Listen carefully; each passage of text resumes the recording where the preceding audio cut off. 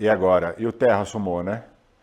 O terra é o afastamento das pernas. Isso vale tanto pro agachamento quanto pro terra. O maior afastamento, você aumenta muito o componente dos adutores mesmo, né? A força-comprimento. E por que é bom fazer um agachamento ou com peso, né? O agachamento sumô, por exemplo, ou terra, é você controlar a linha mecânica. Quando a gente pensa em questão postural, o agachamento afastado, a gente pensa no quê? Mesmo você melhorando o componente adutor, você trabalha num alongamento grande, e isso é uma característica muito forte do agachamento, trabalho de adutor. Então você trabalhar a gente viu stiff, agachamento afastado, base afastada, trabalhar muito os adutores. Mas por que é bom para os adutores? Para os abdutores esse trabalho? Né? Porque assim, né? Porque pela neutralização.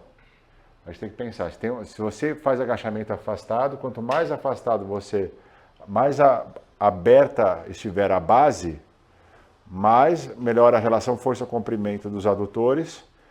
Mas se a pessoa faz na linha mecânica adequada, ela está tendo o glúteo para neutralizar, né? Como neutralizador para conseguir a pessoa realizar na linha mecânica.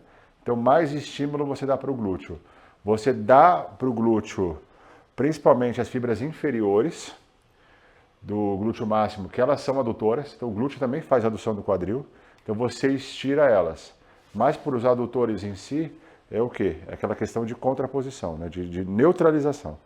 Então, se a pessoa não tem como você falar que a pessoa está fazendo um agachamento de forma correta, de forma a preservar a linha mecânica do membro inferior, falar assim, não está ativando o glúteo. Tá, porque se não estiver ativando o glúteo, a pessoa faz o valgo.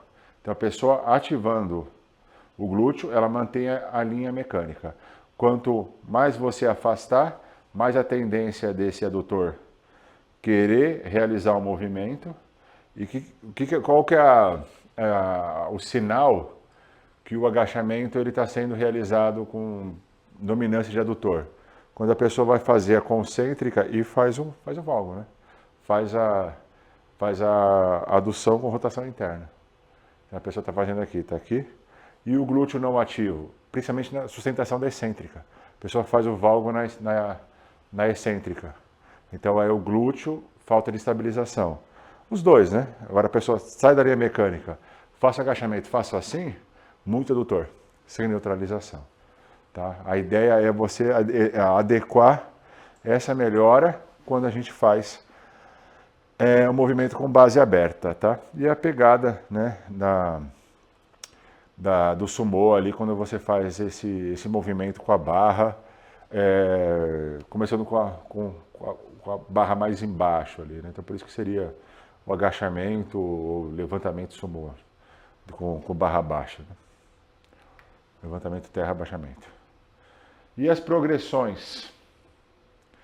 O que é interessante, né? A barra mais à frente possibilita mais torque para o quadril, né? A barra hexagonal, o peso está bem mais alinhado, ou seja, né? Você tem menos torque para o quadril e para a coluna, é mais fácil de fazer. Tá? É uma progressão com relação ao braço de momento da resistência. À frente, você muda a mecânica aqui, né? Você pensa do tronco, que está mais reto, então tem menos flexão de quadril, mas a posição, né? Isso depende da constituinte corporal também. Mas o que eu vejo, né? Aqui o hexagonal, ele tem mais próximo do quadril e da coluna. A resistência, a linha da resistência. Então seria mais fácil progressivamente fazer no hexagonal do que fazer com a barra um pouco à frente, porque você tem mais torque para o quadril e principalmente o objetivo é a sustentação da coluna, tá? Essa maturação da sustentação. Então a barra hexagonal ela acaba sendo preliminar ao uso da barra à frente. Olha que interessante essa progressão, tá? Isso para aprendizagem do terra. Aqui esse hip hinge é apenas uma ideia de trabalho para quê? Para a pessoa mobilizar o quadril sem mobilizar a coluna. Então você faz essa inclinação do tronco à frente, essa ideia do bastão é para preservar as curvaturas da coluna, né? Tanto a lordose aqui da cervical, a lordose da lombar. Então ele faz a mobilização, a ideia é mobilizar, flexionar aqui sem apagar as curvaturas da coluna vertebral. Tá? Aqui, ó, olha que interessante essa progressão.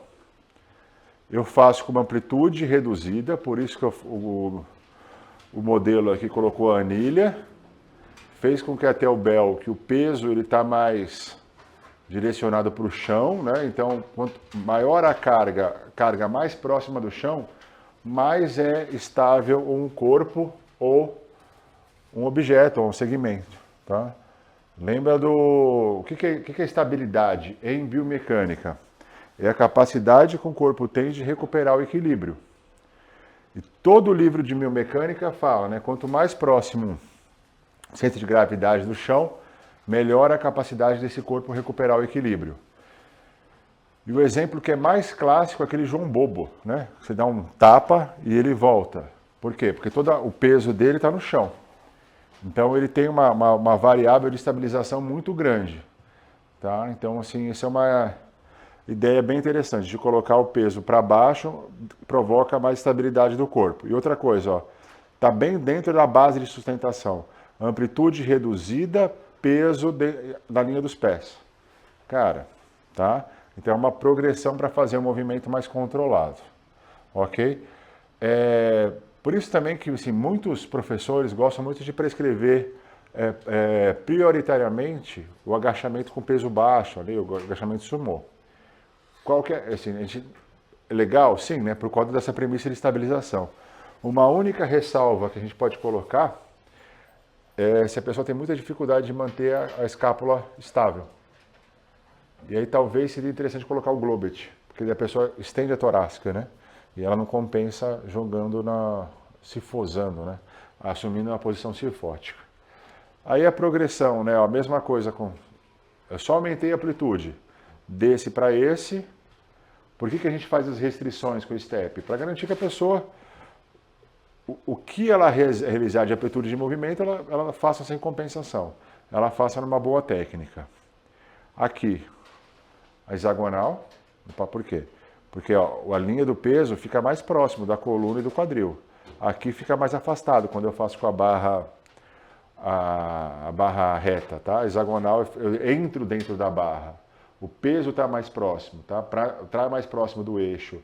É menor o braço de momento da resistência. E aqui, ó, próxima etapa ele faz em cima do step. Para quê? Para forçar um pouco mais a amplitude. Tá? Faço a carga e forço ainda mais amplitude. Tá? Então, como se fosse o passo a passo aqui do